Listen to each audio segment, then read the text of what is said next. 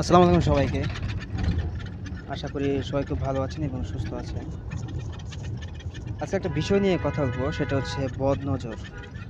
এটা আসলে আমরা মুসলমানরা সবাই বিশ্বাস করি যে বদনজর খুবই খারাপ জিনিস।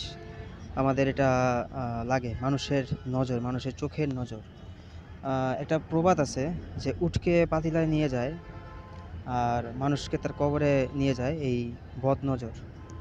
তো আমি আমার সকল অডিয়েন্স বা আমার ভাই ব্রাদার যারা আছে সবাইকে আমি একটা কথা বলি যে, যেই সকল মানুষের মুখে আসলে মাশাআল্লাহ, আলহামদুলিল্লাহ, ইনশাআল্লাহ এই কথাগুলো যে সকল মানুষের মুখে না থাকে, তাদের কাছে কোনো কিছু শেয়ার না করাই উত্তম, কোনো কিছু শেয়ার না করাই ভালো। এতে করে হয় কি? আপনি যখন আপনার কোনো কাজের কথা যখন আপনি কারো সাথে শেয়ার করবেন এবং তারা যখন মাশাআল্লাহ, ইনশাআল্লাহ তোমার এটা হয়ে যাবে, এরকম কথা যদি না বলে বা তাদের মুখে যদি এরকম কথা না থাকে, তাহলে তাদের কাছে আপনার কোনো কাজ এগুলা শেয়ার না করাই উত্তম। এতে করে হয় কি আপনি যখন শেয়ার করবেন, তখন আপনার বদনজর লেগে যেতে পারে। আর এই বদনজরের কারণে আপনি দেখবেন সেই কাজটাতে আপনি সফল হতে পারবেন না।